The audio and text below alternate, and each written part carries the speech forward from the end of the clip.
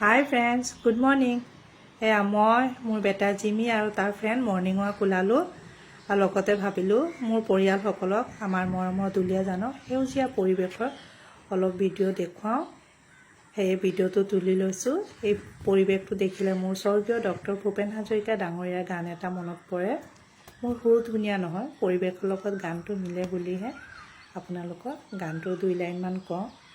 অচিৰ বিনন্দিয়া তোমাৰ সেউজ পৰিৱেশ, ভাৰতৰে পূৰ্ব দিশত সূৰ্য উঠা দেশ। গোটেই জীৱন বিচাৰিলেও অলেখ দিৱস ৰাতি, অসম দেশৰ দৰে নেপাওঁ ইমান ৰসাল মাটি। অসম আমাৰ ৰূপহী গুণৰো নাই শেষ, ভাৰতৰে পূৰ্ব দিশত সূৰ্য উঠা দেশ। নহয় জানো মোৰ মৰমৰ পৰিয়ালসকল, আমাৰ অসমখন বহুত ধুনীয়া আৰু মই নিজকে খুব লাকি অনুভৱ কৰোঁ যে মোৰ অসম মোৰ মাতৃভূমি আৰু দুলীয়াজান মোৰ জন্মস্থান। ইমান ধুনীয়া ঠাইত জন্মগ্ৰহণ কৰি মই ডাঙৰ দীঘল হৈছোঁ।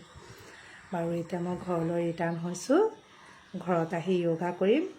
আপোনালোক সকলো ভালকৈ থাকিব। মোৰ এই সৰু ভিডিঅ'টো আপোনালোকক শ্বেয়াৰ কৰিছোঁ। ভাল পালে লাইক, কমেণ্ট, শ্বেয়াৰ কৰিব। মৰম চেনেহ দি আগবঢ়াই নিব।